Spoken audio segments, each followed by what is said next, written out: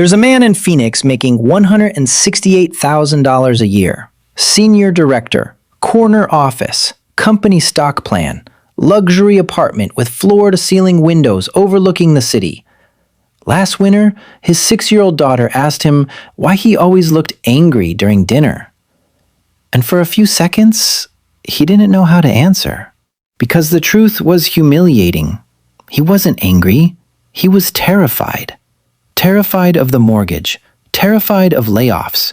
Terrified of losing the title that made his entire identity feel valuable. The promotion made him richer on paper, but somehow less free in real life. And that's the part nobody talks about. Most people grow up believing promotions are proof you're winning. Higher title, higher salary, better life. That's the promise. But in modern America, promotions often work differently.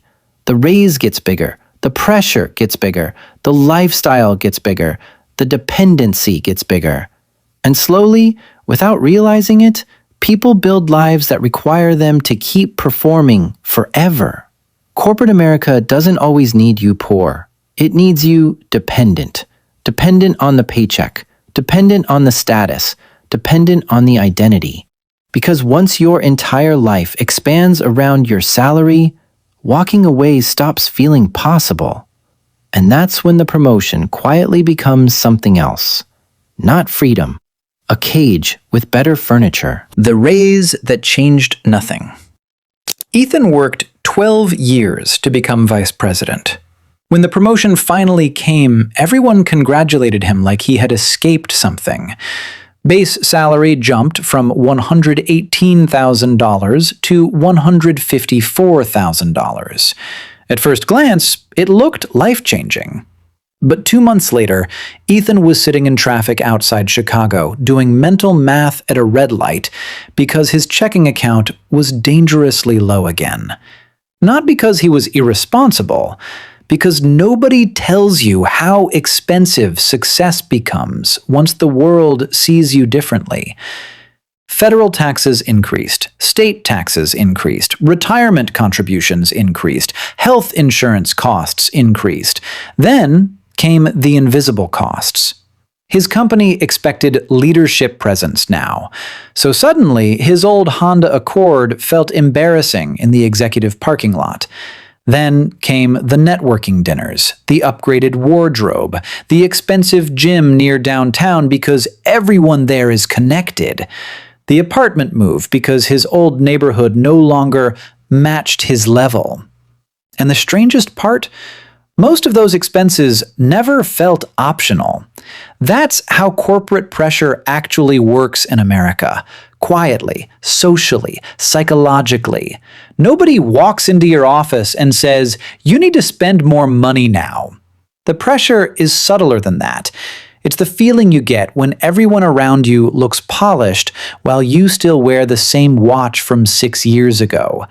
It's hearing coworkers casually discuss Napa wine trips while you're calculating whether you can afford another streaming subscription.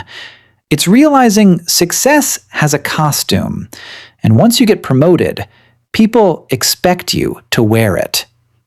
The salary got bigger, the freedom got smaller. That's the hidden math of modern corporate life, because lifestyle inflation rarely feels like greed. It feels like survival, like fitting in, like avoiding embarrassment, like protecting the image your promotion created. And that's why so many Americans making $150,000 still feel broke. Not because they're stupid, because every financial upgrade quietly creates emotional obligations nobody warned them about. The promotion changed his title, but financially, Ethan still felt trapped.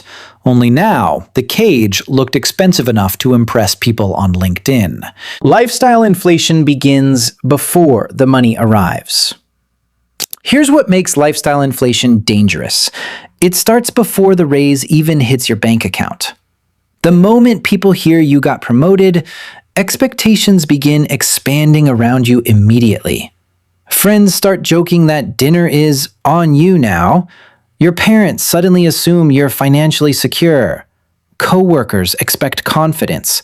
Leadership expects availability. Society expects visible proof that your life upgraded. And slowly, people begin building emotional stories around your income, stories you feel pressure to maintain. A woman in Atlanta got promoted from operations manager to regional director, salary increased by $31,000. Within 5 months, she upgraded apartments, financed a BMW X3, started shopping at higher-end grocery stores, increased beauty spending, joined a premium fitness studio, and booked a luxury vacation she absolutely could not afford. Not because she was reckless, because promotions psychologically trigger identity expansion. You stop spending based on your current reality. You start spending based on the person you believe you're becoming. That's why people celebrate promotions with purchases. New watch, new car, new wardrobe, new furniture. The spending isn't random. It's symbolic. People are trying to emotionally catch up to their new identity. And corporate America quietly encourages this behavior because consumption stabilizes dependency. The more expensive your life becomes, the harder it becomes to question the system financing it.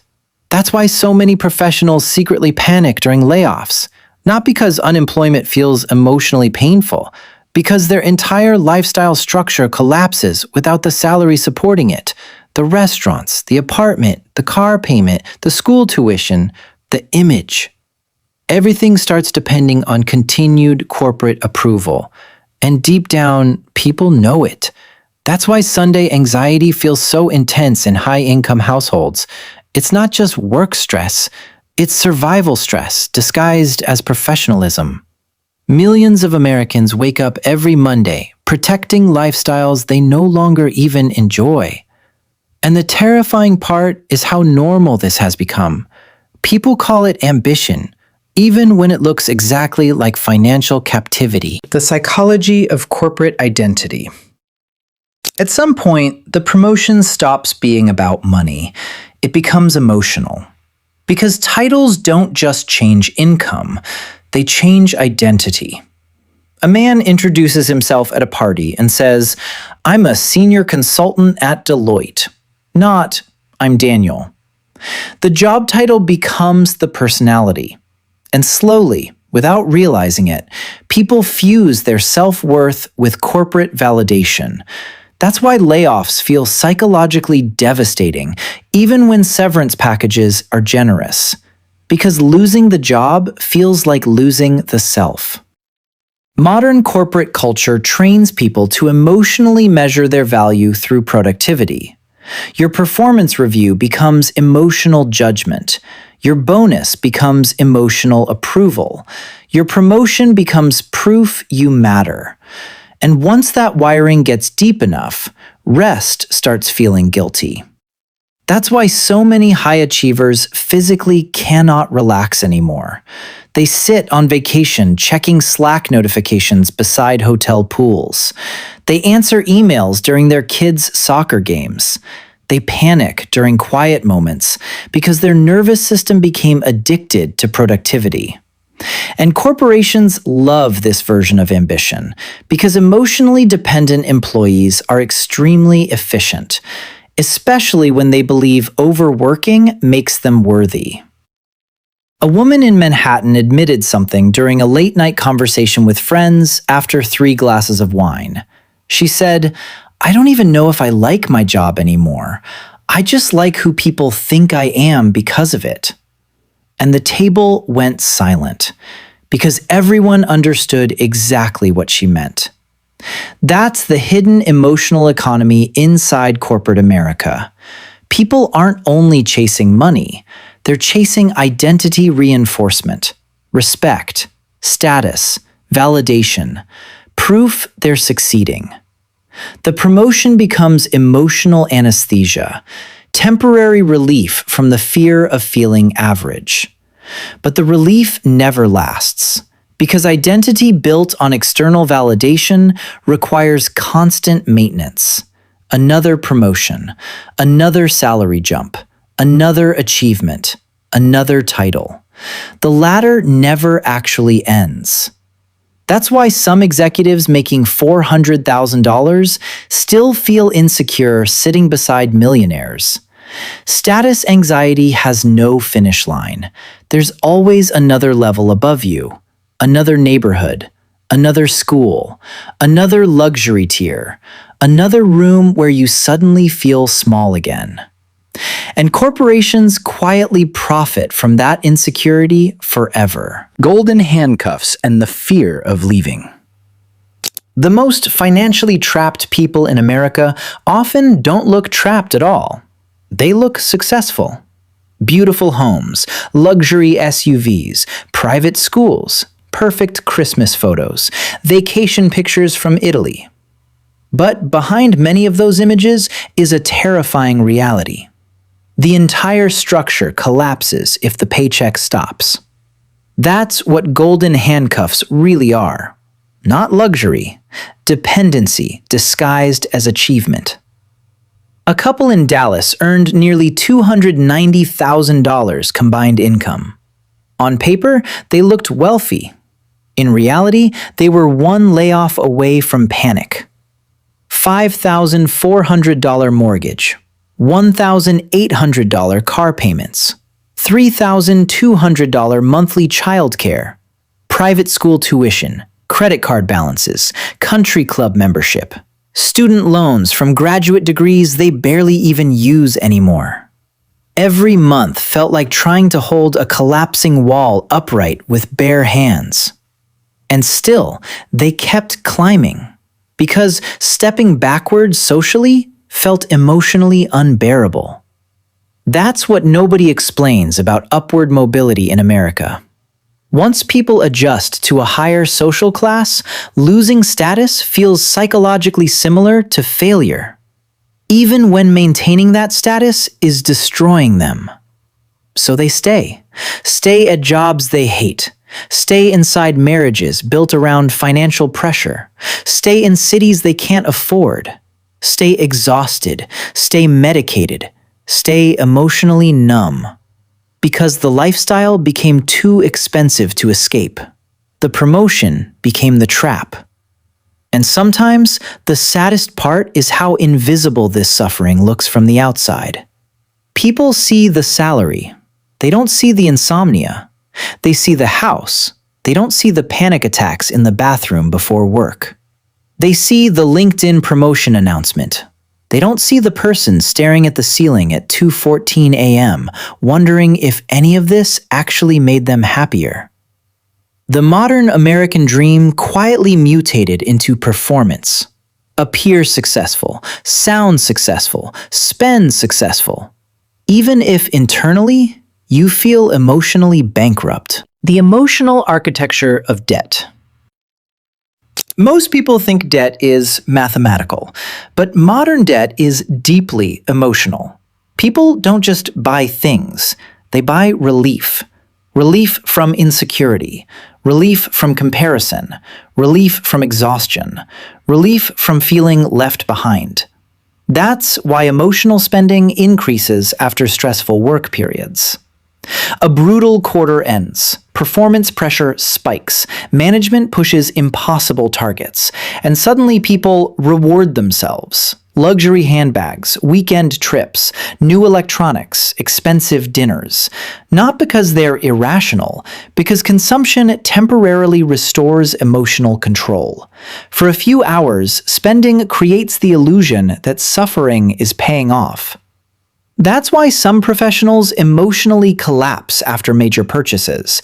The dopamine disappears, but the payment remains, and then the cycle starts again. More stress, more exhaustion, more spending, more dependency. Consumer culture figured out something terrifying a long time ago. Emotionally drained people are easier to monetize, especially when their identity depends on looking successful. That's why corporate burnout and luxury consumption often rise together. People start confusing expensive experiences with emotional recovery. But the nervous system knows the difference. A $4,000 vacation cannot cure chronic emotional dependency. Neither can a luxury car. Neither can a title. Because the real exhaustion isn't physical, it's existential. People are tired of performing versions of success that never emotionally satisfy them. And deep down, many already know it. That's why some of the quietest moments in adult life happen late at night after online purchases. The package arrives, the excitement fades, the room gets quiet again, and underneath everything, the anxiety returns. The two Americas, inside every office. Inside almost every corporate office in America, there are secretly two completely different financial worlds existing side by side. The first group looks rich. Luxury watches, designer clothes, brand new leased cars, constant upgrades, expensive social habits. Their entire lifestyle is externally visible. The second group often looks strangely ordinary. Older cars, simple clothes, smaller homes, quiet habits. But financially, they're free. And most people completely misunderstand which group actually has power. Because modern culture trained Americans to confuse visible consumption with wealth. But real financial power often looks emotionally boring. It looks like optionality, the ability to leave, the ability to say no, the ability to survive without constant approval. A senior engineer in Seattle, making $210,000, still brought homemade lunches to work 4 days a week. Coworkers quietly joked about it. What they didn't know was that he had nearly 8 years of living expenses invested. No car payment, no lifestyle obsession, no status addiction. If management became toxic tomorrow, he could walk away. That's real leverage. Meanwhile, another employee earning almost the same salary was drowning in invisible obligations. Luxury condo, boat payments, massive credit card balances, constant image maintenance. One looked richer, the other was freer. And freedom changes how people move through the world. You notice it in meetings. The financially dependent employee protects approval constantly. The financially independent employee speaks differently, calmer, less desperate, less emotionally controlled by corporate politics.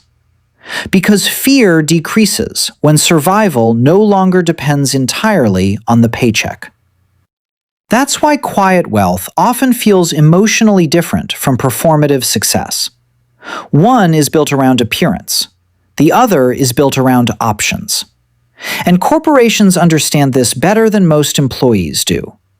Dependent workers are easier to pressure, easier to overwork, easier to manipulate, easier to silence. Because fear is expensive, especially when your entire identity is financed monthly. The promotion nobody offers you. There's another kind of promotion almost nobody talks about. Because corporations can't sell it the same way. It's the promotion from dependency to optionality, from image to ownership, from status chasing to time ownership. And strangely, it often begins invisibly. Not with a dramatic salary jump, but with smaller emotional shifts. A person stops upgrading every part of life after every raise. They stop needing strangers to see success constantly. They stop financing identity through consumption. They stop treating exhaustion like proof of importance. And slowly, money starts behaving differently. Investments grow quietly. Debt shrinks quietly. Stress decreases quietly. Because the goal changes. Instead of building a lifestyle that impresses people, they start building a life that protects freedom. That's the real promotion. The ability to walk away from environments that destroy your peace. The ability to rest without guilt. The ability to say no. The ability to survive without pretending. And ironically, many people only understand this after spending years chasing the opposite, after the burnout, after the panic attacks, after the promotion they thought would finally make them feel secure. Because eventually, some people realize something deeply uncomfortable. The system never promised freedom. It promised advancement. Those are not the same thing. Maybe the darkest part of modern corporate life is this. A lot of people spend decades climbing toward lifestyles they secretly don't even enjoy. They sacrifice sleep for houses they barely spend time inside. They sacrifice health for salaries that disappear into obligations. They sacrifice presence for titles that stop impressing anyone after about 2 weeks. And one day they wake up realizing the promotion didn't actually reduce fear. It just upgraded the environment where the fear lives. Bigger salary, bigger pressure, bigger image to maintain. Because the real luxury was never the title. It was peace. It was optionality. It was waking up without your entire identity depending on performance. And maybe that's the financial truth hiding underneath modern American ambition. The richest feeling in the world is not earning more. It's needing less from the system that profits from your dependence. Because once a person stops confusing status with freedom, they start seeing corporate life very differently. And for a lot of people, that realization changes everything.